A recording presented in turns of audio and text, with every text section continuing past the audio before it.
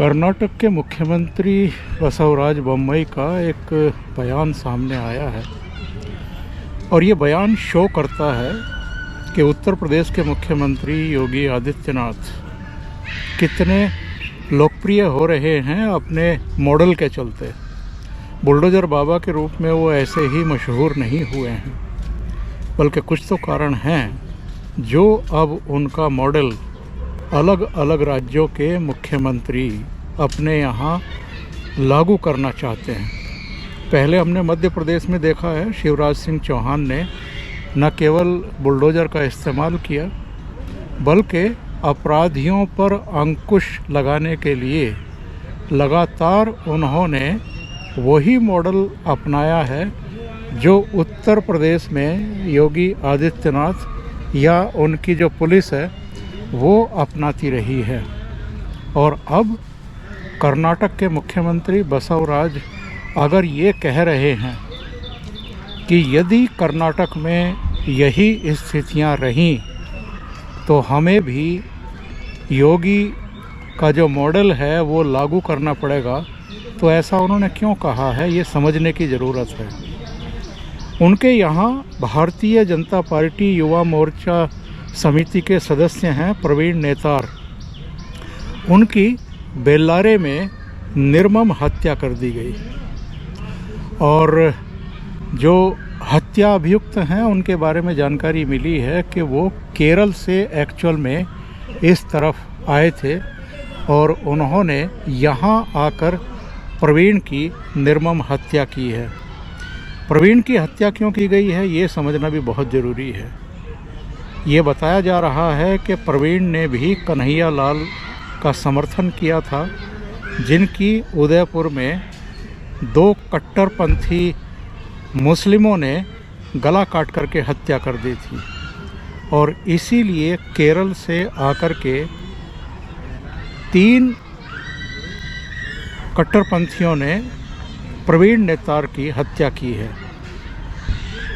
जो बम्बई शासन प्रशासन है उसका कहना ये है कि कई टीमें बना दी गई हैं, हत्यारों की पहचान कर ली गई है, उनको ढूंढ करके लाया जाएगा, उनको उनके अंजाम तक पहुंचाया जाएगा।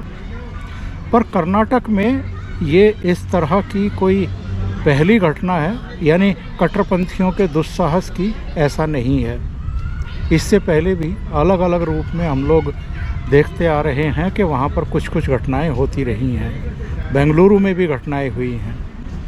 और मत भूलिए जो आपका बुर्का या हिजाब प्रकरण है वो भी कर्नाटक की ही देन था।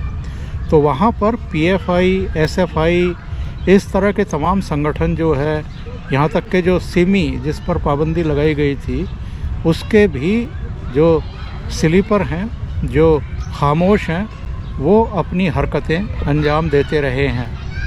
ऐसे में अगर बसवराज बोम्मई ये कह रहे हैं कि हमें भी मजबूर होकर के योगी आदित्यनाथ का मॉडल यहाँ लगाना पड़ेगा और बुलडोज़र का इस्तेमाल करेगा, ख़ास तौर से उन्होंने बुलडोज़र शब्द का इस्तेमाल किया है, इसका मतलब ये है कि योगी आदित्यनाथ ने जिस तरीके से उत्तर प्रदेश में इस तरह के तमाम अराजक तत्वों को ठिकाने लगाया है, काबू में किया है, खामोश रखा है, वो मॉडल अब कम से कम जो भारतीय जनता पार्टी की दूसरी सरकारें हैं वो भी अपने यहाँ लागू करने के लिए उतावली दिखाई दे रही हैं। आप जानते हैं कि नुपुर शर्मा प्रकरण के बाद एक समय ऐसा आया था जब उत्तर प्रदेश के कानपुर में, प्रयागराज में, सहारनपुर में, दूसरी जगहों पर शुक्रवार को नमाज के बाद कुछ लोगों ने दंगे फसाद, पत्थरबाजी करने की कोशिश की थी। लेकिन प्रयागराज में क्या हुआ ये आप और हम बहुत अच्छे तरीके से जानते हैं। वहाँ पर जो अभियुक्त जिसकी पहचान हुई थी कि उसके उकसावे पर ये सारी हरकतें हुई हैं, उसका घर जमी दोज कर दिया गया और उसके बाद न केवल प्रयागराज में पूरी तरीके से शांति हो गई, बल्कि उत्तर प्रदेश के किसी और शहर में वो घटना रिपीट नहीं हुई, यानी पत्थरबाजी की, आगजनी की, हिंसक प्रदर्शन की। तो लोगों की समझ में ये आ रहा है कि जब जब इस तरह के अराजक तत्व सिर उठाते हैं तो कम से कम योगी आदित्यनाथ हैं जो इनको काबू में करना जानते हैं।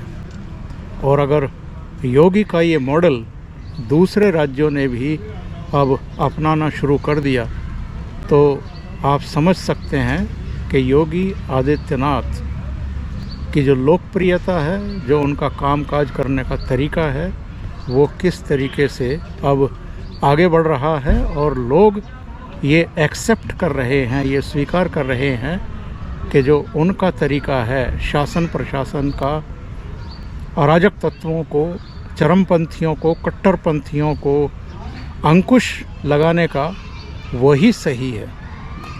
अभी के लिए इतना ही। बहुत बहुत धन्यवाद। अगर आपको ये चैनल और इसके कंटेंट पसंद आ रहे हैं तो लाइक करें, कमेंट करें, वीडियो को शेयर भी करें। अभी तक अगर आपने ये चैनल सब्सक्राइब नहीं किया है तो सब्सक्राइब कर लें और साथ में लगे बेल आइकॉन को दबा दें ताकि आगे आने वाले वीडियो और उनके नोटिफिकेशन आप तक पहुंचते रहें। बहुत बहुत धन्यवाद। नमस्कार।